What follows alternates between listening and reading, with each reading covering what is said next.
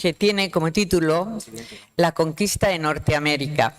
Don Jorge Luis García es doctor en estudios del mundo antiguo por la Universidad Complutense de Madrid. Máster en arqueología, máster en administración de empresas y además licenciado en turismo. Desde hace 18 años vive en Texas, donde estudia e investiga todo el legado español en Norteamérica. Es autor de diferentes libros y de una trilogía que está aquí, que trata sobre la fundación de las misiones españolas en San Antonio, Texas. Y les dejo con él y disfrutaremos también de su conferencia. Muchas gracias. Bueno, buenos días a todos. Lo primero, dar las gracias a Héroes de Cavite porque, como ya saben los que me han seguido un poquito por internet, pues he estado bastante solo en Texas, aquello es territorio comanche, y entonces pues por fin me han dado la oportunidad de compartir lo que he estado estudiando todos estos años. Y pues es un placer estar aquí con ustedes. Bueno, lo que les voy a presentar ahora va a ser el libro que va a salir publicado dentro de, pues entre un mes antes de Navidades. Yo todo lo que he hecho hasta ahora pues ha sido más dedicado al público norteamericano y entonces pues desde febrero que me surgió esta oportunidad pues he estado trabajando en este libro para el público español, o sea, para ustedes, para que tengan un poquito una idea de realmente lo que pasó. Yo no sé si les va a gustar lo que voy a contar. No me entiendan mal, denme tiempo, déjenme explicarme. Lo que estoy viendo es que sobre los dragones de Cuera, pues últimamente ha habido autores que han escrito libros, ¿no? Casi todo han sido novelas. Yo lo que hago es ensayo histórico.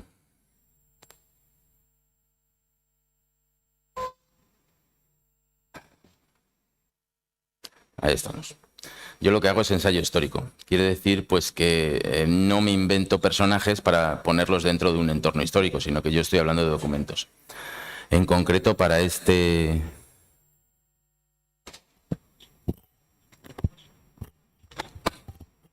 cuestiones técnicas.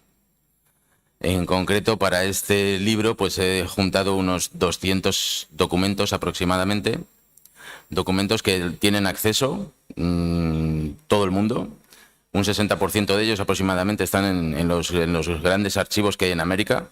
El Archivo General de la Nación en Ciudad de México, el Archivo Franciscano, el Archivo Jesuita, archivos del norte, Monclova, y el 40% son documentos que tienen en el Archivo General de Indias. Y tienen acceso a ellos a través de Internet, el sistema Pares. Es muy fácil, desde casa, no hace falta ni desplazarse. Yo he ido al Archivo General de Indias de turista, como cualquier otro español. No he ido a investigar. ¿Por qué? Porque investigar desde casa hoy en día ya. Lo digo esto porque todo lo que se ha estado publicando hasta ahora pues está basado en 3 documentos, básicamente, que son pues el ya conocido y yo creo que empieza a ser más manoseado, igual que pues ha sido hasta ahora Bernardo de Gálvez, y todo. Cuando agarramos un tema parece que lo agotamos, ¿no? Entonces se basa en Juan Bautista de Anza y la expedición que hizo contra los indios en el norte de la Nueva España, el famoso Cuerno Verde, ¿no? Y esa gran victoria que consiguieron los españoles allí. Y en los 2 reglamentos, el reglamento de 1729, que se realizó con las recomendaciones del brigadier general Pedro de Rivera, y el último reglamento de finales de siglo. Pero ¿qué ocurre? Que es que los reglamentos no son documentos descriptivos, no nos describen cómo algo es. El reglamento lo que hace es decir, quiero que esto sea de esta forma. Entonces, lo más normal es que ni antes ni después las cosas fuesen de esa manera. Eso es lo más normal y eso es lo que pasó en este caso. Bueno, y en concreto en el reglamento de Rivera, pues se le da una preponderancia aquí en España que realmente pues no está fundamentada, entre otras cosas, porque gracias a ese reglamento pues prácticamente se nos vino abajo todo el norte español, todo el norte de la Nueva España, por los cambios que se hicieron en ese reglamento. Lo digo esto porque sí se está dando un poquito de leyenda rosa por parte de determinados autores. Y yo lo que traigo con este libro pues es una dosis de realidad. Entonces, estos autores pues vienen diciendo, no, los dragones de Cuera. Aquí como el capitán que tenemos a nuestra derecha. Los dragones de Cuera, qué guapos, qué bonitos, qué iban perfectos. De verdad, algún soldado español a lo largo de la historia de los que viven aquí en Hispania y antes de Hispania iba bien equipado o iba... Es que eso no pasó nunca. Entonces esto va relacionado pues con el ADN español. No, porque el ADN español es una mezcla de todo lo que nos ha venido por la península. Entonces no podemos decir que ese carácter español venga del ADN. Es una cuestión cultural. No sé por qué todo el mundo que viene aquí, que emigra aquí a España, pues tiene una forma de hacer las cosas, y es que sean los medios los que sean, sea el equipamiento el que tenga, lo que hace es cumplir con el deber. Eso es lo que tienen los soldados españoles. Y esto lo hemos visto pues en la división azul que fue Rusia, lo hemos visto en los republicanos que lucharon en la Segunda Guerra Mundial, en el lado, y para que vean, o sea... Te lo digo porque últimamente no sé por qué me llaman mucho facha. Entonces, no les estoy diciendo de un lado, les estoy diciendo del otro también. Es la historia de España, es pura historia. Pues lo vimos también en los tercios. Los guapos y los bonitos eran los suecos, eran los franceses, iban con sus brillantes armaduras. Los tercios pues iban como podían, pero eran mucho más valientes y mucho más efectivos que los contrarios. Les voy a hablar, por ejemplo, de cuál es la diferencia entre un norteamericano y un español. Estábamos viendo una magnífica de estas. Allí en Texas, pues hay 2 bases aéreas buenísimas, y ya saben que el americano tiene mucho dinero. Y entonces hay una exhibición aérea para el público y se pasan todo el día los aviones para allí, para un lado, para el otro. Y entonces tenían allí un F-35. Y pues un buen amigo fue a preguntarle, pues a hacer unas preguntas al mecánico que tenía alrededor. Y entonces terminaron hablando y este amigo le dijo, sí, es bonito, pero cuesta un dineral. El F-35.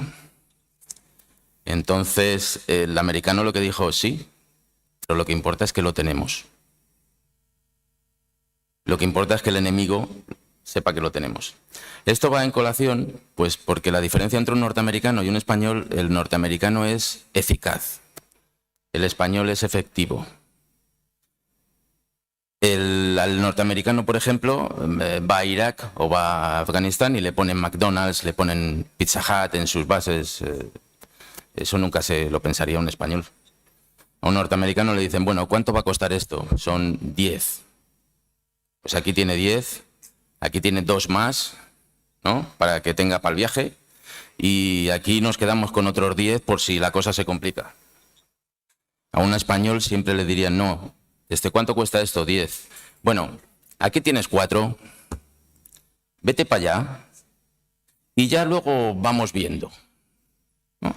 Eso nos ha pasado a lo largo de la historia. Y eso da como resultado porque el soldado español siempre ha ido muy mal pertrechado y muy mal pagado. Entonces, imagínense lo que es conseguir el Imperio Español durante 300 años al estilo americano, lo que hubiese sido. Ya sé, cuando digo americano, pues dicen, no, es que América es todo, no se me pongan pejigueros. Ya sabemos que americano es norteamericano, es el estadounidense, lo entendemos por eso. Yo también lo sé, entonces no se me pongan pejigueros con la terminología.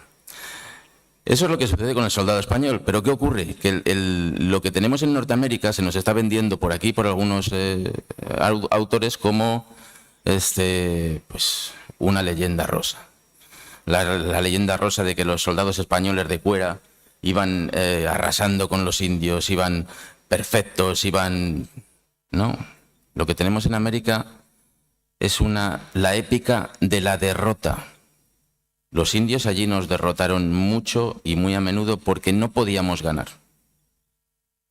Porque en los presidios eran presidios de 50 soldados.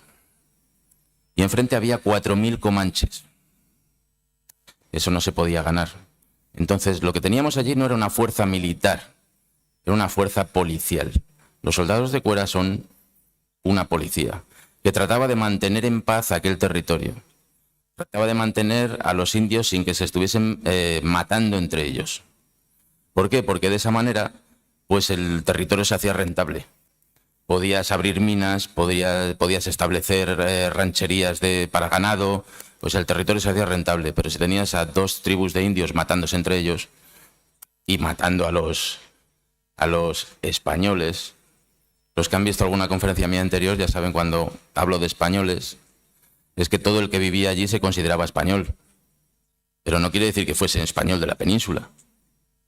Entonces cuando nos hablan y nos dicen, no, es que los españoles mataron a todo el mundo, bueno, pues que los españoles de entonces hoy son mexicanos, venezolanos, colombianos. Y si hay que echar las culpas a alguien, pues oye, yo soy el primer americano de mi familia. Nadie de mi familia fue a hacer la conquista, todos se quedaron allí. Bueno, haciendo estas aclaraciones, vamos a empezar por lo que es el presidio. También hay errores con esto. Si hablamos del presidio, la definición actual que tenemos es la de un establecimiento penitenciario. Y también en el diccionario de la RAE pues tenemos 7 acepciones allí, y la siguiente es guarnición de soldados que se ponían en las plazas, castillos y fortalezas para su protección. Y la última que nos atañe pues es ciudad o fortaleza que se guarnecía de soldados. Bien, pero esto es cómo se define hoy en día. Pero en historia nunca puedes utilizar un diccionario actual. Tienes que irte a los diccionarios de la época. Y ya se nos fue esto.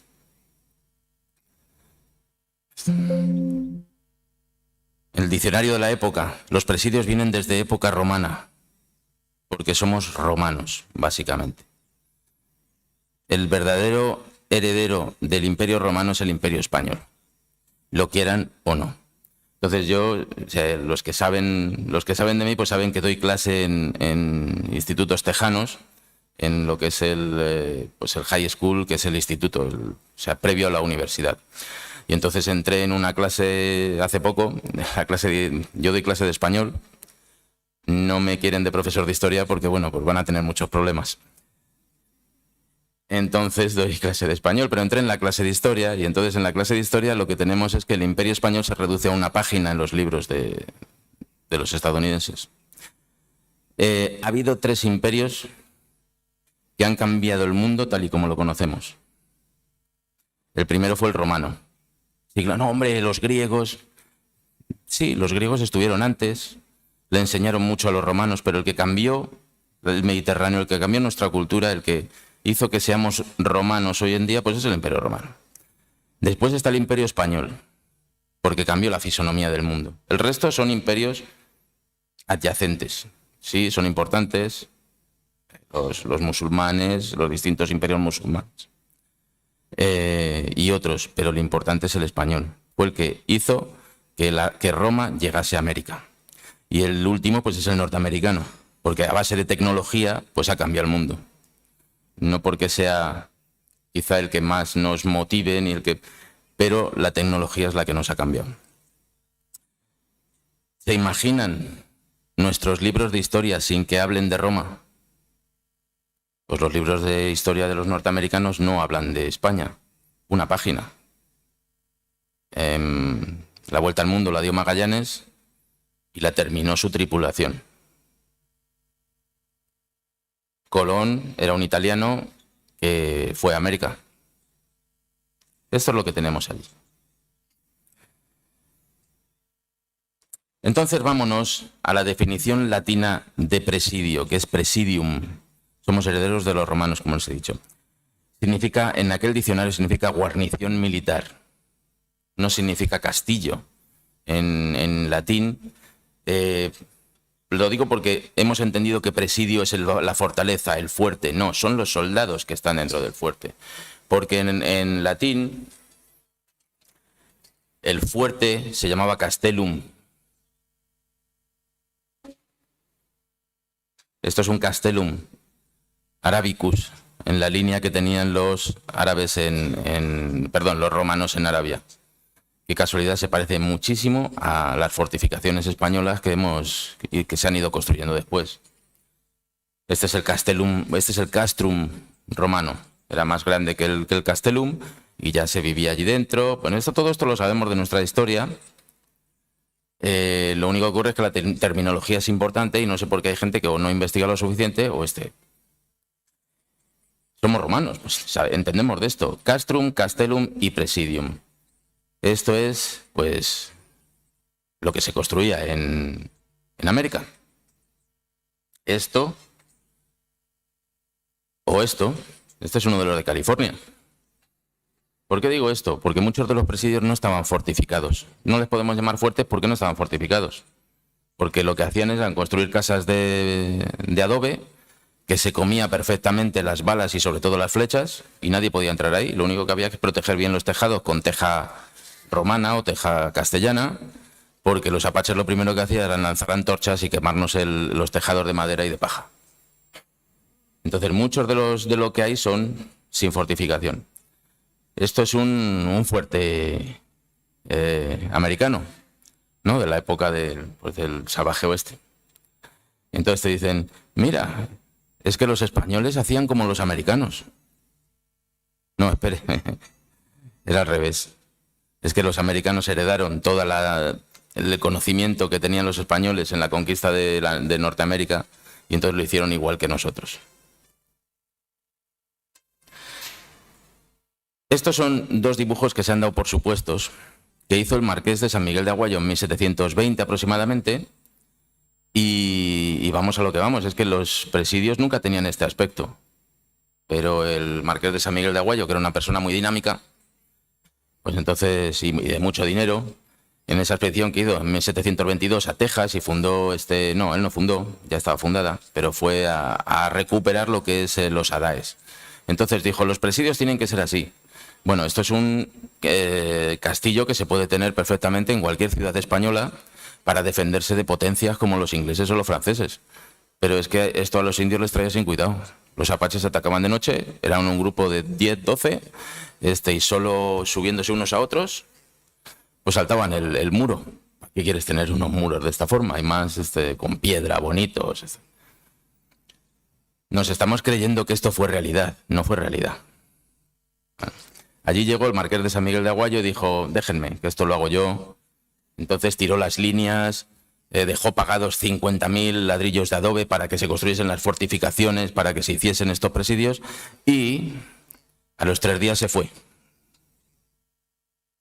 Porque estaba muy ocupado y tenía que hacer otras cosas, y entonces, sí, él tiró las líneas, marcó las líneas, pero Pedro de Rivera, que hizo la inspección 2 años después, se encontró con que no se había construido nada.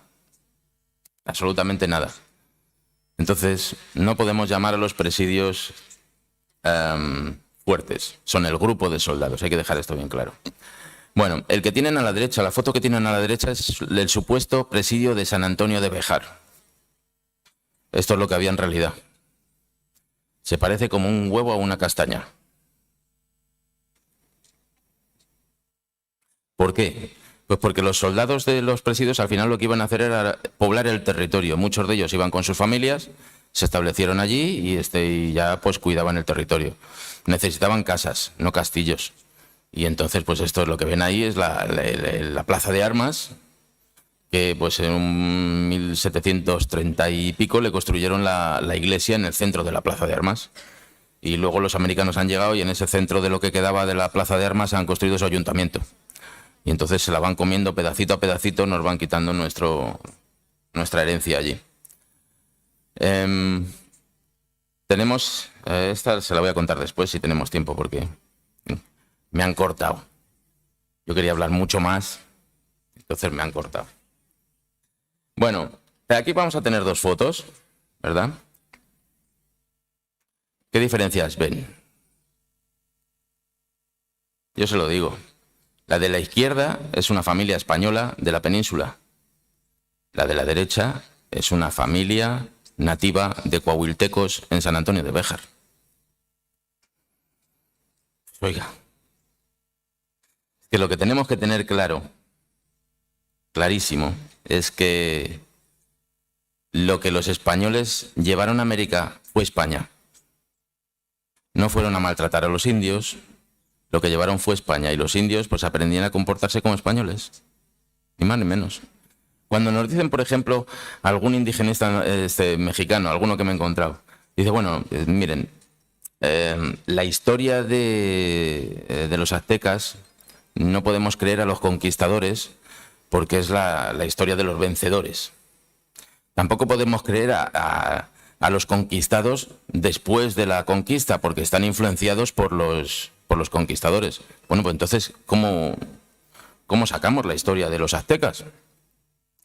Hay que imaginárselo.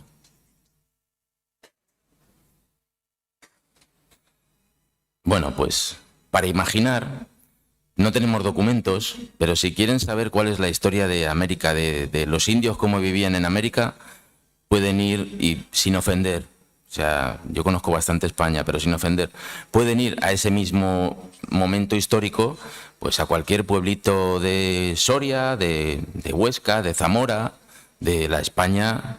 Claro, no podemos ir al Palacio Real de Madrid en 1600 porque entonces, ¿qué estamos viendo? Estamos viendo dónde vivía el rey, pero no estamos viendo dónde vivían los españoles. Y los españoles pues vivían igual que los indios en América, exactamente. Ahí se me ha quedado una foto escondida. Bueno, es igual. Esto es pleno siglo XX, es en España. Ay, pobrecitos indios. Es que vivían súper atrasados. No, es que es como se vivía entonces. Pues había ciudades y había pueblos. La gente de los pueblos vivía así. Tampoco hay que escandalizarse, ¿verdad? Tampoco tenemos que aplicar esa leyenda rosa de decir, no, es que los españoles eran buenísimos. Pues no eran ni buenísimos ni malísimos. Eran españoles. Y lo que exportaron fue hispanidad. Allí y aquí, en todas partes.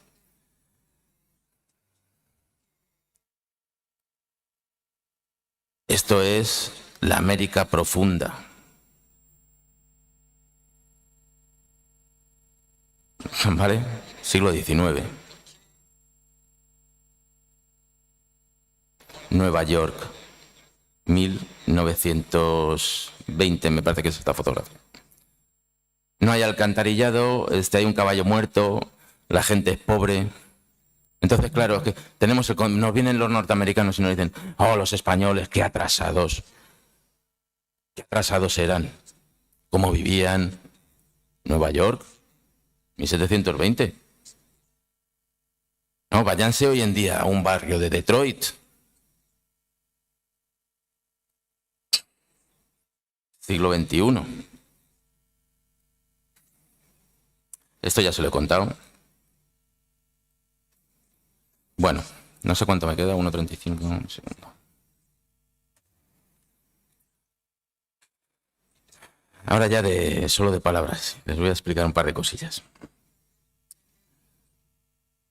Lo que se hizo en América. Vale, que no, pensaba que necesitabas un cable, digo, si te has quedado ahí callado, digo, vamos a ver cómo lo arreglamos. Estoy buscándome, ya me he encontrado. Lo que se hizo en América fue una conquista espiritual y con todas las razones. No había soldados suficientes para mantener aquello en paz. Entonces lo que se hace es una conquista militar en el momento de conquistar el México Tenochtitlán. Eso es militar, lo hace Cortés, lo hace con unos poquitos españoles y lo hacen los indígenas. Toda la nación tlaxcalteca apoyó a Cortés para conquistar a los mexicas. Porque los mexicas, pues ya les ha hablado un poquito el Capitán Perú hace un minuto, pues ya saben más o menos, no vamos a repetirlo, ¿no? Después de 20 años de establecerse ya la conquista, estamos hablando de 1540 aproximadamente, conquistar a los aztecas fue relativamente fácil, porque lo que se hizo fue dar un golpe de estado. Entonces se quita el poder azteca y se queda uno con la estructura. Se queda con el México estructurado, con una sociedad ya con cierto bastante avance, no tecnológico, pero sí como sociedad. Entonces se les da un golpe de estado, se quita el poder y se establece Cortés allí en ese poder. Eso fue relativamente fácil. Pero claro, 20 kilómetros al norte o alrededor de México lo que había pues no era una sociedad estructurada. Lo que teníamos eran tribus de máximo unas 100 personas. Ya no es una sociedad que colabora, sino es una sociedad que están enfrentadas las tribus entre ellos y se están comiendo literalmente. Porque lo que se hace, y esto se lo dice un arqueólogo, somos la primera especie humana que vive como insectos. ¿Es cierto? Colaboramos entre nosotros y ayer me preguntaba alguien, pues esto es lo que nos hizo acabar con los neandertales. Los neandertales seguían viviendo como mamíferos, en grupos familiares, enfrentados unos entre otros por los recursos. Pero el sapiens se organiza en sociedades y eso es lo que le hace prevalecer. Lo que encontramos allí son cazadores-recolectores que todavía están organizados como grupos y se están matando entre ellos. Al vivir como insectos no se crean aquello de que había 100 millones de indios, ni que en el México Tenochtitlán vivían 2 millones de... Es imposible. Es imposible. Porque los humanos que viven como insectos agotan absolutamente todos los recursos. O sea, se queda aquello como un heral. No queda absolutamente nada.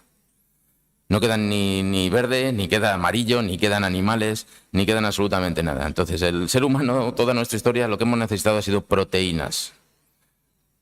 Hasta que llegan los españoles y llevan las vacas y sustituyen a otros animales grandes que habían sido extinguidos muchos siglos antes por los indígenas, hasta que llevan las vacas, un mamífero de 2 piernas son 70 kilos de proteína. Es duro, yo les he dicho, les voy a dar un baño de realidad. Tienen 70 kilos de proteína. Y entonces, pues, lo que yo les presento en este libro son 200 documentos que explican esa realidad. Y esa realidad, por ejemplo, pues es en una expedición contra los jijimes, una de las tribus que había allí, contra los jijimes que estaban practicando canibalismo, porque no tenían otro sustento de proteínas, porque la vida era muy dura. América es que es muy dura. No lo sabemos en España, hay que ir allí para saber cómo es América. Y entonces, cuando en América llueve, no llueve, diluvia. Cuando cae granizo, lo que caen son pelotas de tenis. O te viene un huracán, o te viene... Aquello es muy duro y la gente hacía lo posible por sobrevivir. Y entonces nos vienen a vender aquello de no, practicaban un canibalismo ritual. Bueno, pues siguiendo a los jijimes, una escuadra de soldados de cuera, acompañados por un fraile, se meten en la ranchería. La ranchería son los pueblos indígenas. Se meten en la ranchería persiguiendo a los indios atraviesan la ranchería y ya se pierden en el monte, se disuelven y se pierden en el monte. Bueno, pues el fraile entra en la choza de los indios y dice, había un caldero grande y en el caldero pues no había vaca, ni había cerdo. Y allí alrededor había 1.734 calaveras. Si soy yo, bueno, lo primero que haces es vomitar, ¿no? Te vas fuera y vomitas. Pero si soy yo, digo, a grosso modo, pues aquí hay 300 y esto también son los documentos que yo les he acompañado, porque les he acompañado documentos muy bonitos de épica, ¿no? Pero también les he acompañado documentos que dices, bueno, son un poco más, pero son documentos que te explican cómo era la vida real y cómo se desarrollaba y todo. Y entonces los condenados eran condenados a servir en los presidios de la frontera, los más peligrosos, como podría ser el de Santa Fe, y les pagaban el mismo sueldo que al resto de los soldados. Lo que quiere decir que tampoco podemos irnos a la leyenda rosa de decir qué bien pagados estaban los soldados españoles. No es que un condenado por asesinato le daban el mismo sueldo que a los soldados españoles. Si hubiésemos pagado más, hubiésemos hecho como los americanos, ¿verdad? Pagamos buenos soldados a nuestro ejército, que eso sí que, si hay algún militar por aquí, pues ya sabe de qué hablo. Pues tendríamos muchos mejores militares, que los que hay ya son muy buenos, pero tendríamos menos problemas para reclutar militares. Y esto nos ha pasado a lo largo de la historia. Entonces, no se crean que los soldados de cuera eran esos maravillosos que les pagábamos un dineral e iban perfectos. Había un problema con la ropa. En el año 1734, precisamente después de la inspección del famoso brigadier general Rivera, que nos dejó ese reglamento que ahora algunos autores lo están tomando como diciendo qué bonitos éramos todos, pues les dijo, tienen ustedes que llevar una cuera, tienen que llevar 6 caballos, todo eso se lo pagaban los soldados de ese poquito sueldo que les daban, todo eso se lo pagaban ellos. Y la ropa era carísima. Y había un par de presidios perdidos allí en el este, enfrente de los franceses, en la Luisiana, el presidio de los Adaes, porque además lo que hacíamos era prohibir a esos soldados conseguir esas armas y esos uniformes de los franceses, se lo prohibían. No se entiende por qué, pero bueno, se lo prohibían. Entonces la única opción que tenían era esperar los suministros que les llegaban de Ciudad de México, que estaba como a 2000 kilómetros de distancia. Y el transporte se hacía en mulas. Entonces, se va para allá Marqués de San Miguel de Aguayo con 500 hombres para echar a los franceses y tarda 6 meses en llegar. Es que había muchos ríos y los ríos había que atravesarlos, pasar a las mulas, pasar las cargas, pasar los 200 indios que siempre llevábamos de soldados auxiliares, de indios auxiliares. O sea, eso era... Hay que empezar a tener las ideas concretas para saber lo que era y no pensar, no, bueno, pues iban allí y hacían lo que querían. Bueno, pues las cargas no habían llegado desde hacía un año, el suministro, y ese invierno fue muy duro en los Adaes. Entonces, no tenían ropa ni siquiera para las familias ni para los habitantes que había allí. Y las madres y los niños pues se pasaron el invierno metidos en la casa. No se podía salir porque no tenían ropa para salir afuera. Tampoco la tenían los soldados de cuera. Entonces iban vestidos con pieles de búfalo. Estamos hablando de 1734, cuando el famoso brigadier Rivera dijo que todos muy bonitos con su uniforme, su corbatita y... Pues eso es América, eso es lo que pasó allí, es que ese es el soldado español. Y a pesar de todo eso, cumpliendo con el deber. Cumpliendo con el deber. ¿Por qué fueron los americanos a la luna? Porque dijeron lo que cueste. ¿Por qué no fuimos los españoles? Porque nunca decimos lo que cueste, decimos iros para allá y ya durante el camino pues vamos viendo a ver cómo... Pues vamos viendo quiere decir que los soldados se tienen que imaginar a ver cómo sobreviven a todo esto. Miren, sobre este tema, no sé si no quiero dejármelo en el tintero, hay un documento del capitán Terán de los Ríos. Terán de los Ríos pues tenía un defecto. Yo al principio le tenía una manía enorme porque a la fundación de Texas llegaron varias expediciones, las primeras fueron por parte del capitán Alonso de León. Entonces cada río que iban pasando, para que tengan una idea, es que no se lo he dicho, pero Texas es una selva verde, llena de agua. No es ese desierto seco que nos han vendido. Nos lo han vendido de las películas de Hollywood. Pero es que Texas no tiene nada que ver. ¿Qué pasa en Texas? Pues que llegaron los anglosajones, llegaron sobre todo los alemanes, y arrasaron con toda la naturaleza que había allí. Transformaron el paisaje. Entonces, si ahora alguien quiere hacer una película del oeste, pues se tiene que ir al desierto de Arizona o al de Nuevo México. Entonces nos creemos que Texas es eso, no. Eso es Arizona, Nuevo México. Texas es una selva por la que cruzaban ríos cada 20 kilómetros que eran muy difíciles de atravesar. Entonces, por eso, llevar toda esa recua de mulas cargadas con todo, pues llevaba 6 meses. Llegaban a un río y estaba desbordado. Pues bueno, vamos a esperar a que baje la corriente para poder atravesarlo. Les pasaba de todo. Hay un arroyo que se llama el arroyo de Garrapatas. ¿Se imaginan por qué? Utilizaban nombres descriptivos. Y entonces hay uno de los frailes que además es un poco chistoso y dice, bueno, gracias a Dios lo hemos pasado mal, pero las garrapatas han dejado de hacer su trabajo. Bueno, el capitán Terán de los Ríos, lo que pasó con Alonso de León es que ellos iban bautizando cada uno de esos ríos y haciendo mapas y tal. Y entonces, un año después se muere Alonso de León y un año después pues va Terán de los Ríos. Y Terán de los Ríos, a veces pues había gente que tenía más ego que otras y Terán de los Ríos dice, bueno, pues yo voy a renombrar todo. Entonces ahora cuando estamos tratando de escribir esta historia, pues tienes que pensar, bueno, a ver, esto con Alonso era este nombre, pero con Terán era este otro. Entonces te hacen un poco de lío como historiador, ¿verdad? Él tenía una manía enorme a Terán de los Ríos. Bueno, pues Terán de los Ríos escribe una de las gestas más importantes, una de las derrotas épicas más importantes de los soldados de cuera en América. Hay una revuelta de indios, como siempre ellos había muchas revueltas por todas partes.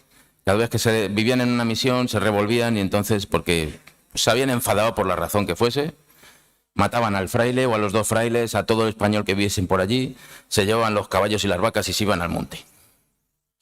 Y entonces ahí tenían que ir los soldados de Cuera como, digamos, yo creo hasta que podían ser predecesores de la Guardia Civil, porque hacían más o menos el mismo trabajo policial de la Guardia Civil. Tenían que ir allí, hablar con los indios, y la política real en ese momento pues era decir, no me toquéis a los indios. No podéis tocar a los indios. Política real a través del virrey.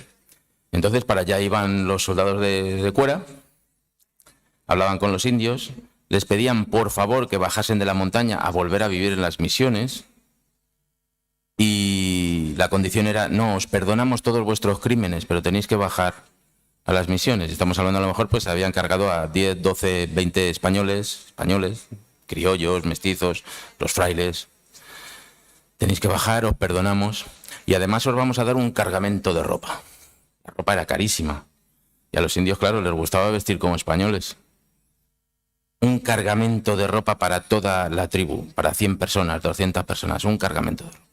Y no sé cuántas cargas de harina para que podáis ir comiendo. Y no sé cuántas vacas para que os vayáis alimentando. Claro, pues les estabas dando un premio. Al cabo de un tiempo, pues, volvían a poner otra excusa y otra vez para el monte con el mismo resultado. Entonces, no se podía ganar ninguna guerra, ni contra apaches, ni contra comanches, ni contra nadie. Sí, está muy bonito que ahora leamos novelas sobre los ladrones de Cuera en los que digan, no, pues ganamos allí. No, nuestro mismo rey no nos dejaba ganar esas batallas, porque había que tratar a los indios con, como dicen en los documentos, con amor. Al capitán de los presidios en unos primeros momentos pues se utiliza la fuerza para apaciguarlos, pero viendo que eso no funciona, porque es como a un oso cuando le das un palo, pues se enfada más. Pues lo que empezaron a partir de ese momento es a pacificar.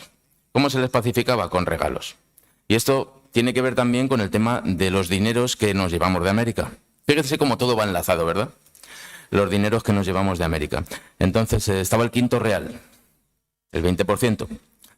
El 20%, pero que eran impuestos. O sea, no era el dinero que se llevaba el rey para el bolsillo. Eran impuestos. ¿Dónde iba ese dinero? A las cajas reales. En casos como el norte de la Nueva España, donde vivían todos estos indios, como lo que se necesitaba es que era la gente llegase ahí, ya voy terminando, para que tengan tiempo de hacerme alguna preguntilla. Como necesitaban que ese territorio se poblase y que la gente normal fuese allí, no normal, quiero decir, ya civilizada, se asentase allí, pues en lugar del quinto era el 10º real. Pues igual que ahora, los impuestos, si uno quiere promocionar una determinada comunidad autónoma, la comunidad te baja el impuesto y pues es que todo está inventado. Entonces se funcionaba igual que ahora. No tenían tanta tecnología, tanto teléfono, tantos coches, pero funcionaban igual.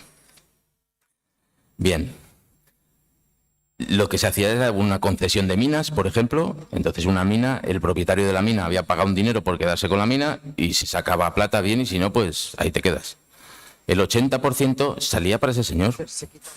Pero es que ese señor, los descendientes de ese señor hoy en día son mexicanos, son colombianos, son venezolanos, no son españoles. Entonces ese 80% se lo quedaban ellos. Y de ese 80%, pues muchos colaboraban con la iglesia para la construcción de los templos, con los curas para que estableciesen las universidades pontificias. Pero con el otro 20%, que eran los impuestos, lo que se hacía era pagar a los soldados de Cuera, pagar a los presidiales, pagar a los frailes para que tuviesen las misiones y sobre todo pagar todos esos regalos a los indios que se les hacía en ropa, en comida, en todo esto. ¿Dónde están los dineros? Están allí. Sí, no discuto que a lo mejor alguna provincia como la Gran Colombia o como la Nueva Granada en aquel momento pues diese más rendimiento y eso parte viniese para Europa. Pero el resto, si quieren ver dónde está el dinero, pregunten por las grandes fortunas mexicanas y las grandes fortunas colombianas, porque es dinero viejo, es dinero de ellos. Y pues bueno, tenía como para 3 horas más, se lo voy a dejar aquí, ¿eh?